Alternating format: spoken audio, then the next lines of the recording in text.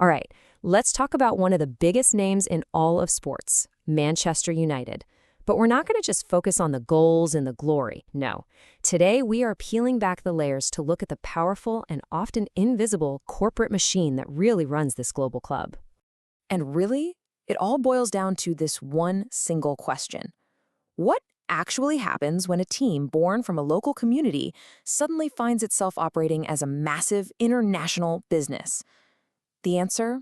Well, it's a fascinating story of power, passion, and some very different priorities. You know, everything starts right here, on the pitch. The passion, the draw, that fever dream of chasing a title. This is the engine. It's the part that every fan lives and breathes. But what we see on the field is really just the tip of the iceberg of a much larger and way more complex corporate reality.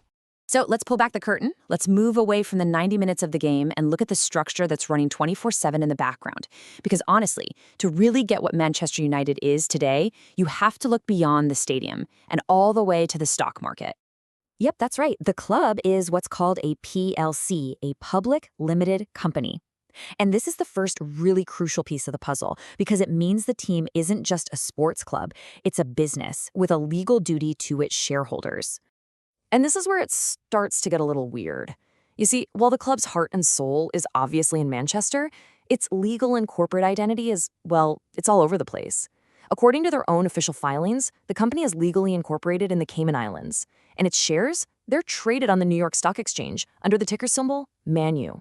So if it's a public company, that means anyone can buy a piece of it, right? You, me, anyone.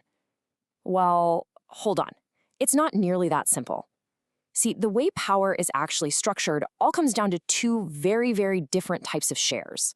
So get this, not all shares are created equal, not even close. The Class A shares, the ones available for the public to buy, get you exactly one vote. But the Class B shares, the ones held by the principal owners, they get a staggering 10 votes per share. It creates this massive imbalance of power. And if that sounds familiar, it should. It's the exact same playbook used by tech giants like Meta and Google to make sure the founders keep control even after the company goes public. And what does that 10-to-1 advantage look like in the real world? Well, it looks like this. Because of those super voting rights, the Class B shares control over 95% of the total votes. That leaves all the public shareholders, everyone else, with less than 5% of the actual say in how the club is run. So where are the fans in all of this? The actual lifeblood of the club. How have they responded to this corporate reality? Well, they've gotten organized. And that brings us to the Manchester United Supporters Trust, or MUST, which is a huge player in this story. This quote from MUST's own documents really says it all. Their long-term goal isn't just about having their voices heard in meetings. No, the ultimate aim is to have a genuine, meaningful ownership stake in the club they love, to have a real seat at the top table. So how are they preparing for that?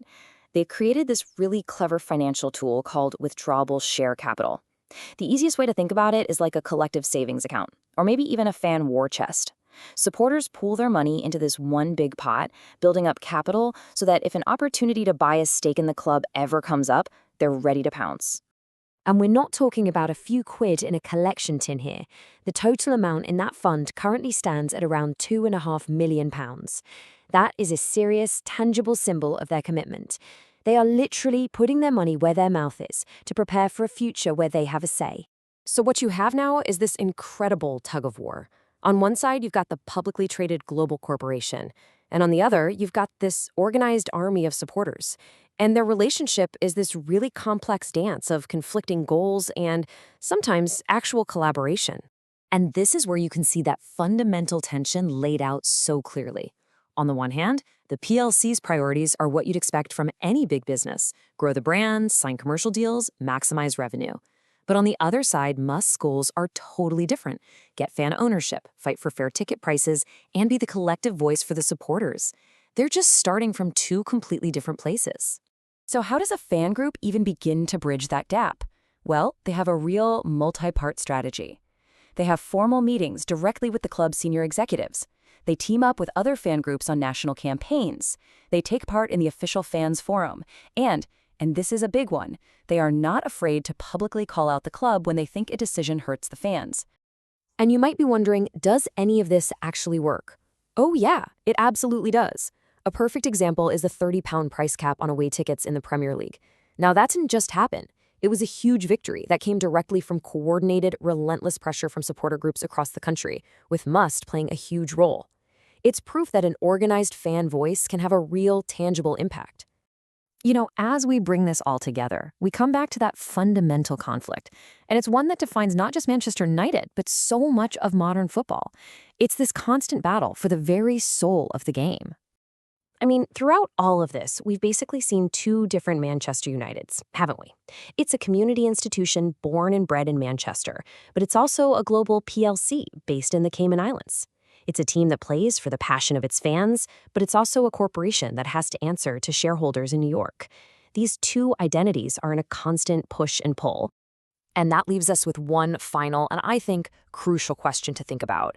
In this battle for the soul of football, in an era where the financial stakes are just astronomically high, can the passionate, organized voice of the fans ever truly be as loud as the money?